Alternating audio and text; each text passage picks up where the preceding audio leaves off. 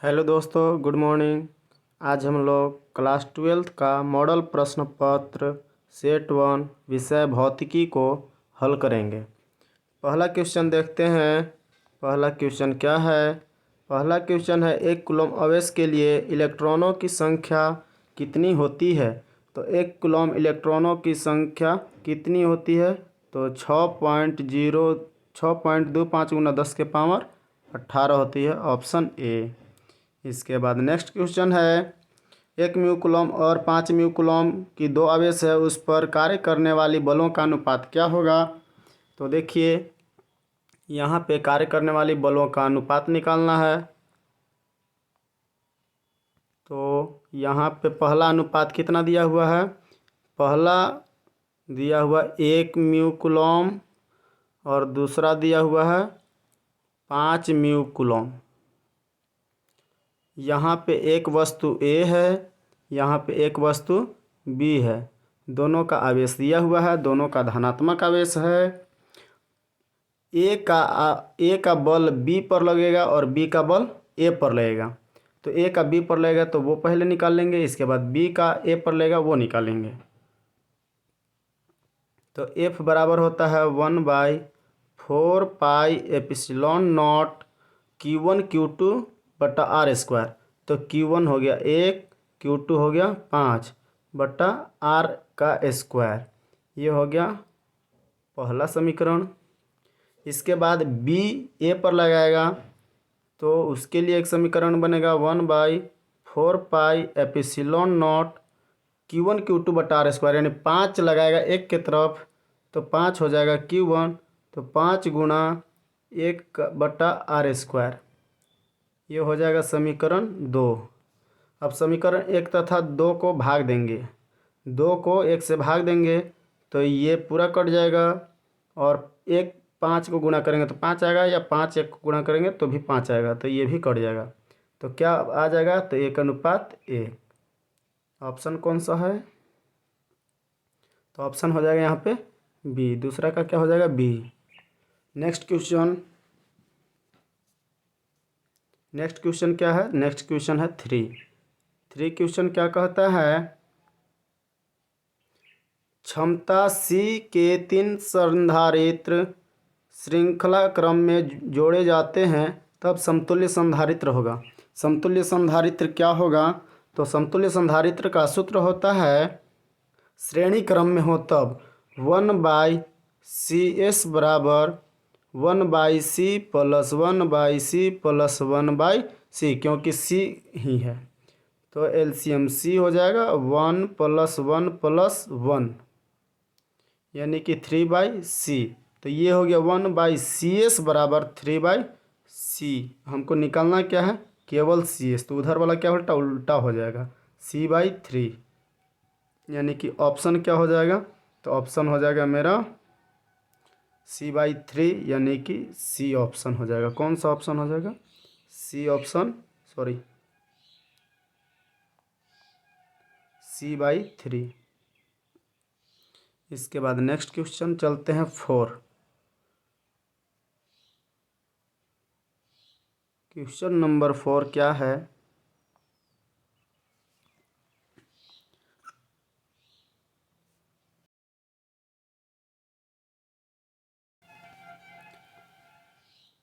Question number 4, यदि एक खोखले गोलाकार चालक को धनात्मक रूप से आवेशित किया जाता है तो उसके अंदर विद्युत विभव होगा, क्या होगा? तो उसके अंदर विद्युत विभव धनात्मक और गैर समान होगा, option C. Next question number 5 है, कंडक्टर के लिए V1 ग्राफ V अक्ष के साथ एक कोण बनाता है। यहाँ V वोल्टेज है और I विद्युत धारा है, तो कंडक्टर का प्रतिरोध क्या होगा? कंडक्टर का प्रतिरोध का मान दिया हुआ है और कंडक्टर का प्रतिरोध पूछा जा रहा है, क्या होगा? तो देखेंगे, कंडक्टर का प्रतिरोध निकालना है। सबसे पहले एक अक्ष बनाएंगे, ये x अक्ष है, ये y अक्ष है।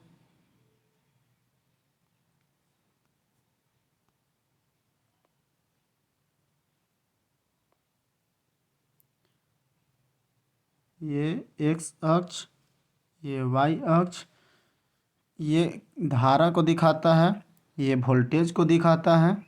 इसके बीच में एक कोण थीटा है, इसके बीच का कोण क्या है? थीटा। यहाँ एक बिंदु से इस तरह का कोण बनता है। अब बोल रहा है कि इस दो बिंदु के बीच का प्रतिरोध, मान लेते हैं ये बिंदु P है और ये बिंदु Q है, तो यहाँ पे प्रतिरोध क्या होगा? R निकालना है। तो सबसे पहले इस रेखा का ढाल हो जाएगा tan थीटा। tan थीटा रेखा का ढाल, और ये किसके बराबर होता है? तो y में परिवर्तन बट्टा x में परिवर्तन, तो डेल y बट्टा डेल x। परिवर्तन कितना हो रहा है?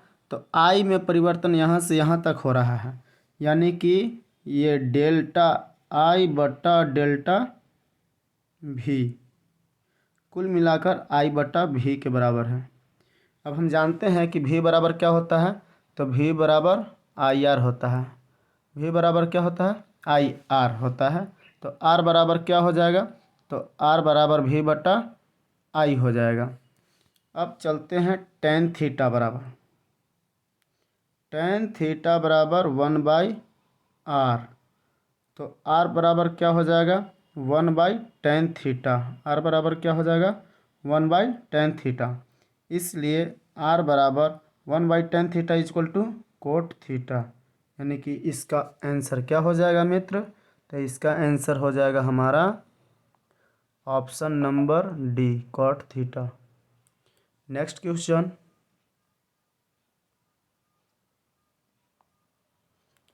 क्वेश्चन नंबर 6 है।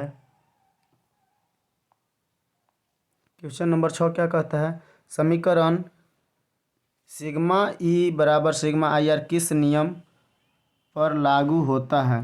तो ये लागू होता है किरचॉफ का जंक्शन नियम, ऑप्शन बी। इसके बाद नेक्स्ट क्वेश्चन है 7। एक पोटेंशियोमीटर की संतुलन लंबाई 120 सेंटीमीटर है। सेल के 4 ओम प्रतिरोध से शंट करने पर संतुलन बिंदु 60 सेंटीमीटर की लंबाई में बदल जाता है। मान 120 पर है और कितना पर हो जा रहा है? 4 ओम के प्रतिरोध से शंट करने पर वो 60 सेंटीमीटर की लंबाई में बदल जा रहा है। तो सेल का आंतरिक प्रतिरोध क्या होगा? सेल का आंतरिक प्रतिरोध तो सेल का आंतरिक प्रतिरोध निकालेंगे हम लोग, जो दिया हुआ है पहले वो लिख लेंगे। तो इसमें क्या दिया हुआ है? सबसे पहले लंबाई कितना था? तो सबसे पहले 120 था। इसके बाद कितना हो गया? तो ये L1 हो गया, ये L2 कितना हो गया? तो 60 हो गया। कितना ओम का प्रतिरोध दे रहे थे? तो ये प्रतिरोध जो दे रहे थे वो था हमारा 4 ओम प्रतिरोध। कितना ओम का प्रतिरोध था? 4 ओम का प्रतिरोध था। तो R बराबर कितना? 4 ओम। 4 ओम क्या निकालना है हमें? आंतरिक प्रतिरोध यानी कि इनर। छोटा r बराबर सूत्र होता है L1 माइनस L2 बट्टा L2 इंटू R। तो R बराबर हो जाएगा 120 माइनस 60 बट्टा 60 और इंटू में 4 ओम। तो कितना हो जाएगा? 60 बट्टा 60 गुना 4, 60 बट्टा 60 गुना 4 कट जाएगा। तो ये कुल मिलाकर कितना हो जाएगा? केवल 4 बचेगा। कितना ओम हो जाएगा? 4 ओम हो जाएगा इनर प्रतिरोध, आंतरिक प्रतिरोध। कितना ओम? 4 ओम। ऑप्शन कौन सा? Option D. ऑप्शन कौन सा हो जाएगा? डी ऑप्शन, 4 ओम। इसके बाद नेक्स्ट क्वेश्चन 8। उस स्थिति की पहचान कीजिए जिनके अंतर्गत एक समान चुंबकीय क्षेत्र के माध्यम से चलने वाले आवेश पर कार्य करने वाला बल अधिकतम होगा। तो ये 90 डिग्री। कितना हो जाएगा? 90 डिग्री, ऑप्शन ए है। अब नेक्स्ट क्वेश्चन,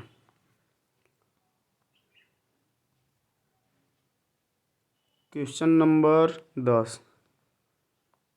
नेक्स्ट क्वेश्चन हो जाएगा 10 क्वेश्चन है। एक मूविंग कॉइल गैल्वेनोमीटर को एमीटर में परिवर्तित किया जा सकता है। किसके माध्यम से परिवर्तित किया जा सकता है?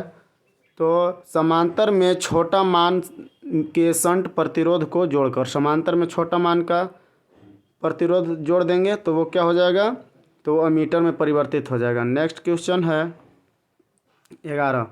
ध्रुवों और भूमध्य रेखा पर नमन कोण क्रमशः होता है। ध्रुव पर कितना और भूमध्य रेखा पर कितना होता है नमन कोण, तो ये होता है ध्रुव पर 90 डिग्री और भूमध्य रेखा पर 0 डिग्री, यानी कि ऑप्शन डी।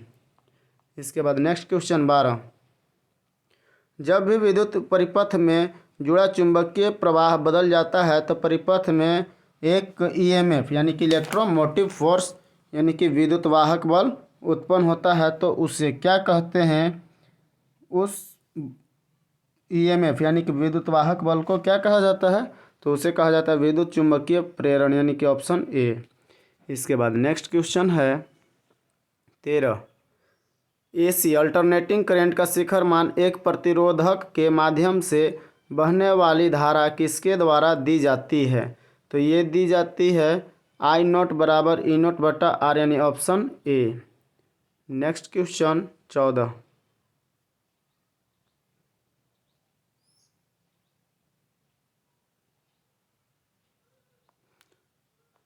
क्वेश्चन है एलसीआर परिपथ में ऊर्जा का क्षय होता है, यानी एलसीआर परिपथ में ऊर्जा का बर्बादी कैसे होता है, एल से, सी से या आर से या उपरोक्त सभी, तो ये आर यानी रेजिस्टेंस से बर्बाद होता है, ऑप्शन सी। नेक्स्ट क्वेश्चन है 15।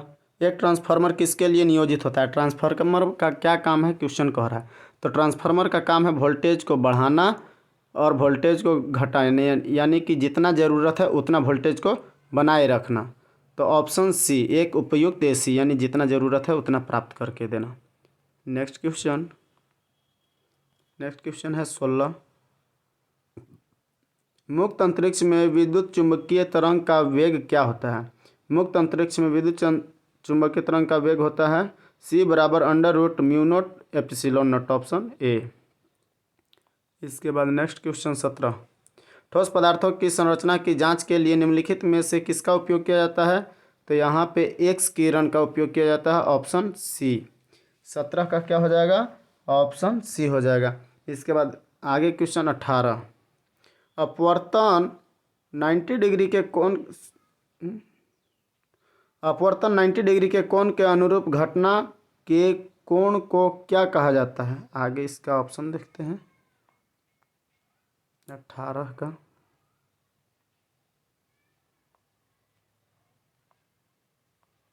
अठारह को क्या कहा जाता है, तो विचलन कोण कहा जाता है, ऑप्शन क्या हो जाएगा, बी हो जाएगा। इसके बाद नेक्स्ट क्वेश्चन लेंस सूत्र द्वारा दिया जाता है, यानी कि इनमें से कौन सा लेंस सूत्र है, तो 1/v - 1/u बराबर 1/f, ऑप्शन बी। इसके बाद नेक्स्ट क्वेश्चन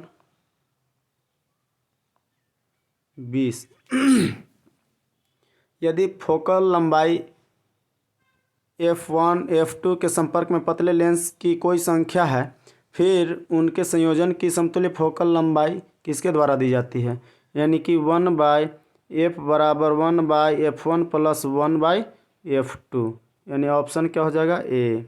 नेक्स्ट क्वेश्चन 21। विचलन का कोण निर्भर करता है। विचलन का कोण किस पर निर्भर करता है, क्वेश्चन नंबर 21 है। विचलन का कोण निर्भर करता है अपवर्तन के कोण पर, ऑप्शन ए। इसके बाद नेक्स्ट क्वेश्चन 22। हवा में एक डबल स्लिट विवर्तन प्रयोग किया जाता है और पूरी प्रायोगिक व्यवस्था को पानी में डुबोया जाता है। फ्रिंज की चौड़ाई क्या होगी इसमें, और क्वेश्चन 22 है, इसमें फ्रिंज की चौड़ाई क्या होगी, तो फ्रिंज की चौड़ाई घट जाती है, ऑप्शन बी। इसके बाद नेक्स्ट क्वेश्चन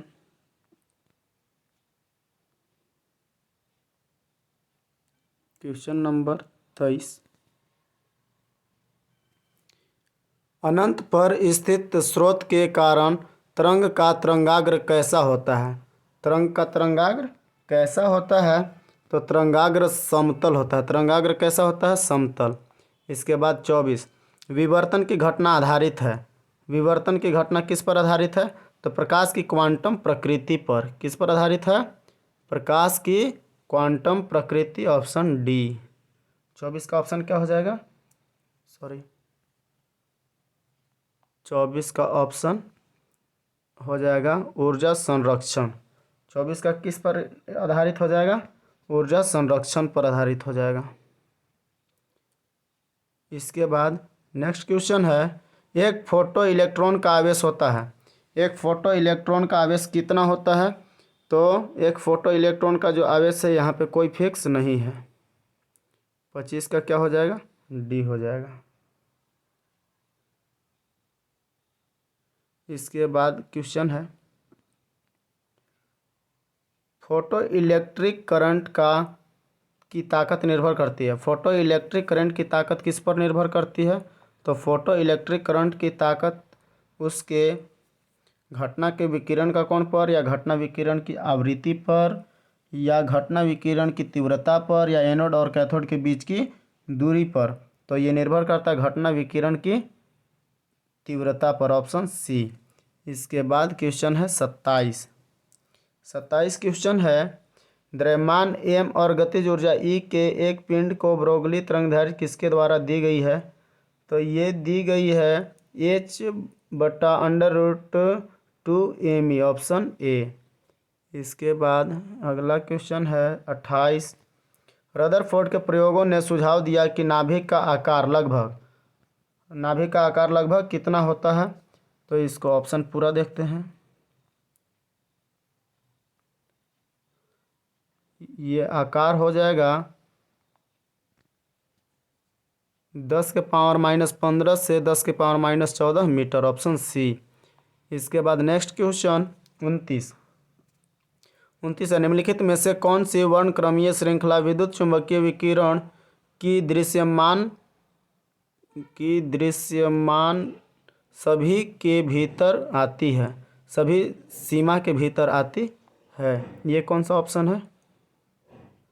क्वेश्चन नंबर 29 फिर से पढ़ लेते हैं, निम्नलिखित में से कौन सी वर्णक्रमीय श्रृंखला विद्युत चुम्बकीय विकिरण की दृश्यमान सीमा के भीतर आती है? तो ये हो जाएगा हमारा क्वेश्चन नंबर 29 का ऑप्शन बी, यानी कि बामर श्रृंखला। कौन सा हो जाएगा?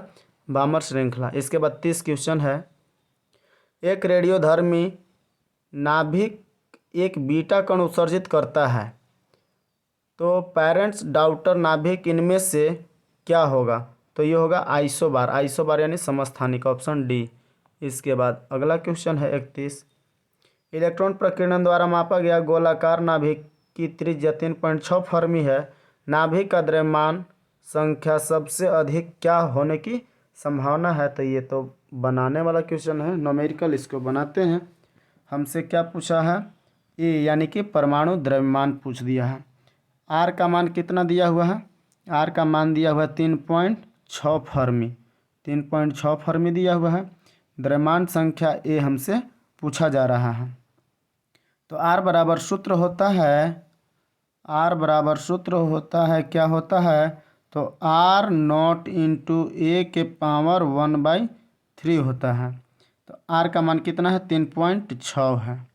और आर नॉट का मान होता है 1.2 इंटू ए के पावर 1/3।